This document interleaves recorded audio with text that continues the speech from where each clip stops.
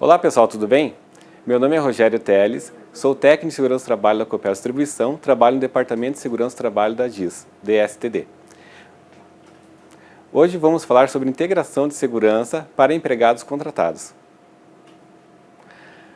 A integração de segurança do trabalho não capacita ou habilita o trabalhador para o desempenho de suas atribuições, apenas orienta os empregados novos, empregados contratados, sobre os riscos das atividades envolvidas dentro da Copel Distribuição. É obrigatória a participação de todos os empregados contratados nas integrações da Copel antes do início de suas atividades na Copel Distribuição. Acidente de trabalho. O acidente de trabalho é aquele que ocorre pelo exercício de trabalho a serviço da empresa que provoque lesão corporal ou perturbação funcional. Então, sempre que alguém sofrer um acidente de trabalho na Copel, é necessário informar seu supervisor imediato para que as medidas cabíveis sejam tomadas. Análise preliminar do risco. Todas as atividades realizadas na Copel é obrigatório o preenchimento da APR.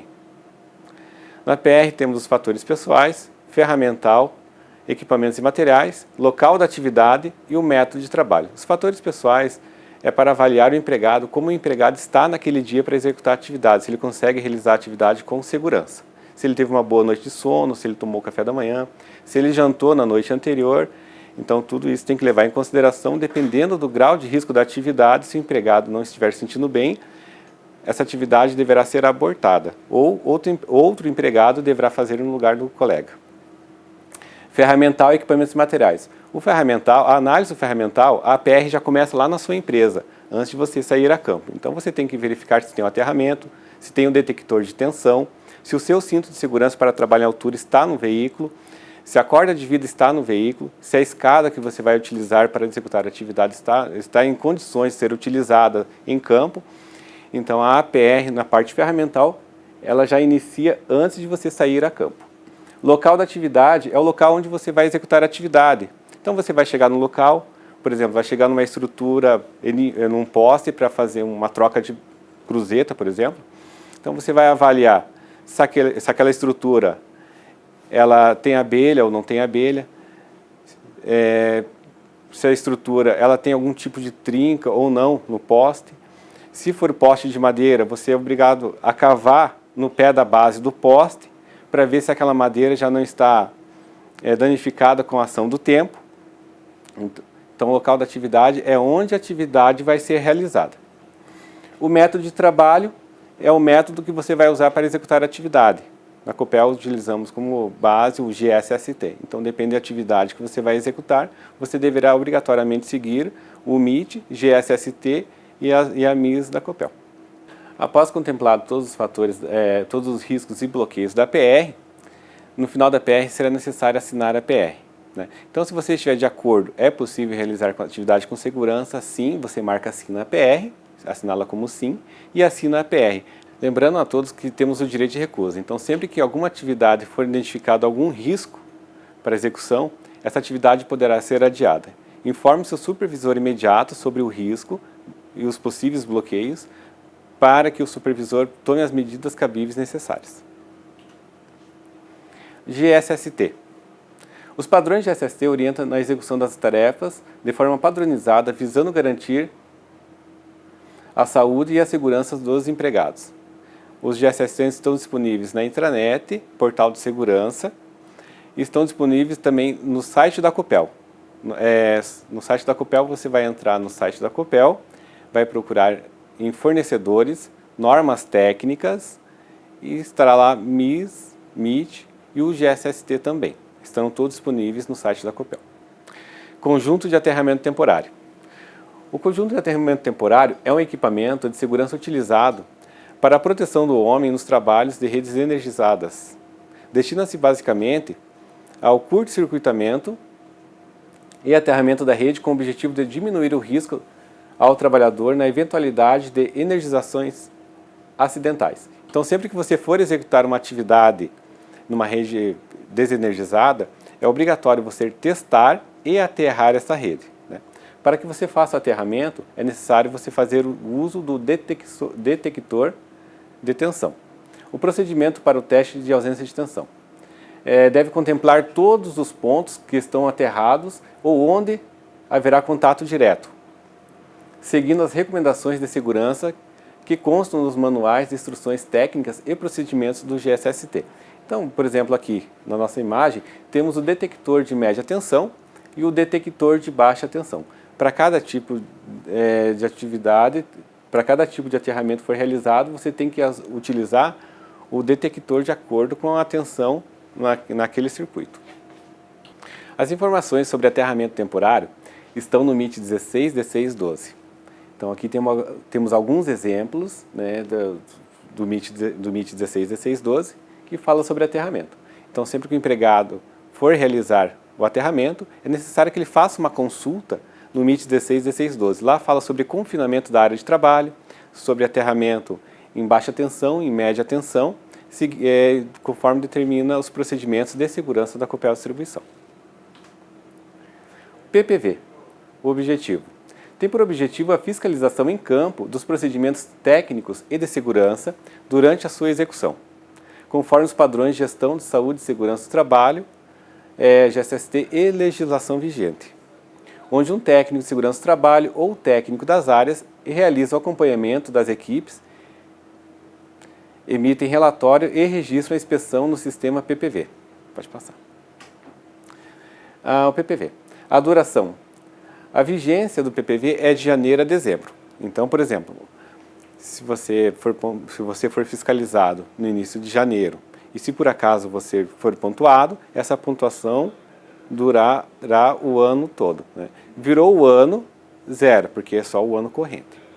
O prazo para realizar a recorrência é de no máximo 5 dias após a notificação do cadastro de inspeção. Então, se em algum momento você for notificado, for pontuado no sistema de PPV, você tem 5 dias corridos para fazer uma recorrência para se defender daquela falha.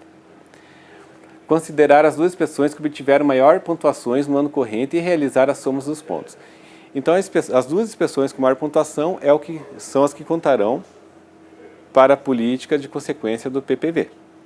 Então, por exemplo, se você for acompanhado 3 vezes na Copel, das 3 vezes você levou 7 pontos em cada vez, as duas inspeções com maior pontuação é que se somarão, então você terá 14 pontos. Se você for acompanhado uma 4ª vez e levar 8 pontos, você terá 15 pontos, e assim por diante. Pode passar. Aqui as falhas. As falhas possuem 1, 3, 7 e 21 pontos, dependendo da sua gravidade. Gravidade, aqui, gravidade barra pontuação. Então, uma falha leve é uma falha de 1 ponto, é uma falha de procedimento.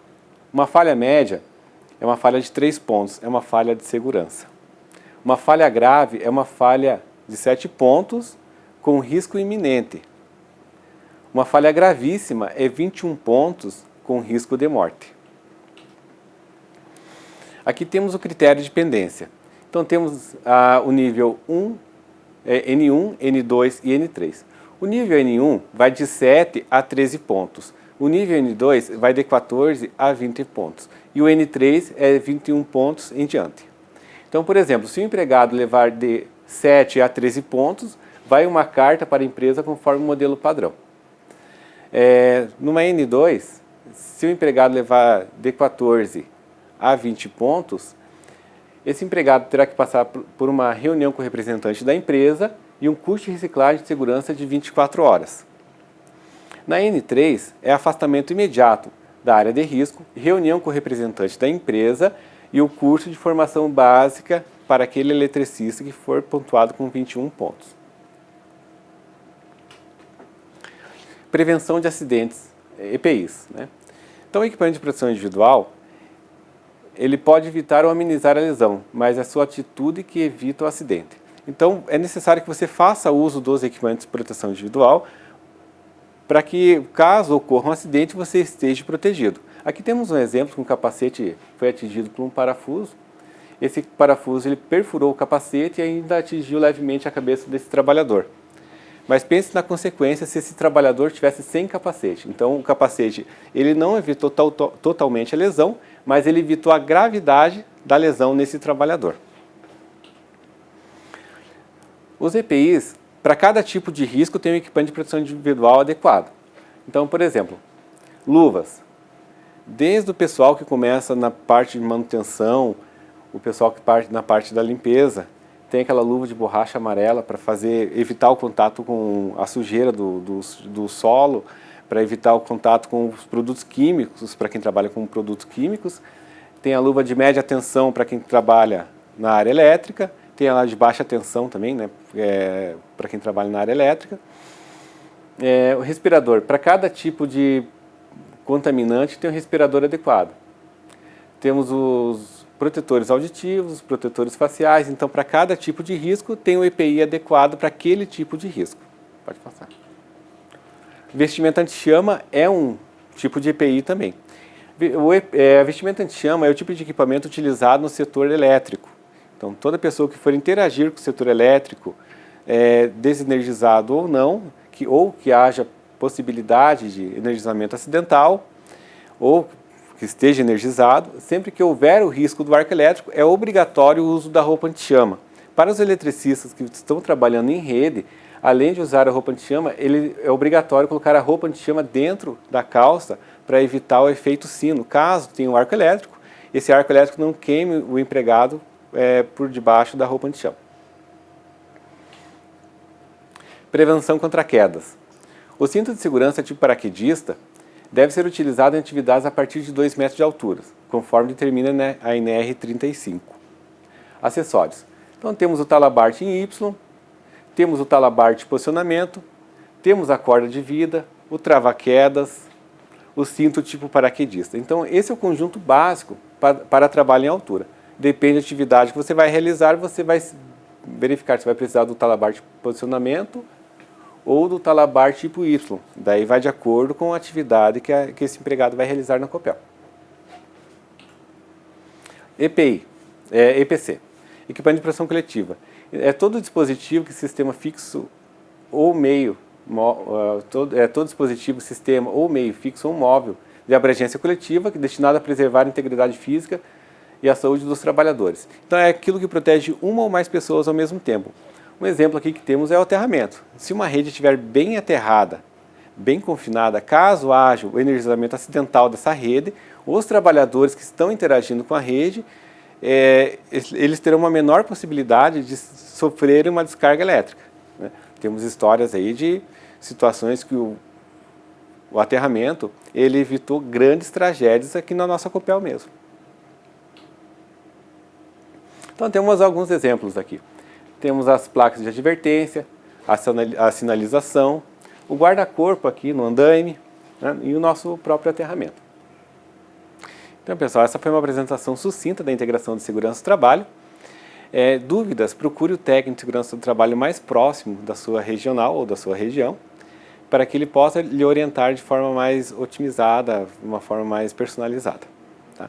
Então, obrigado pela atenção de todos e até uma próxima.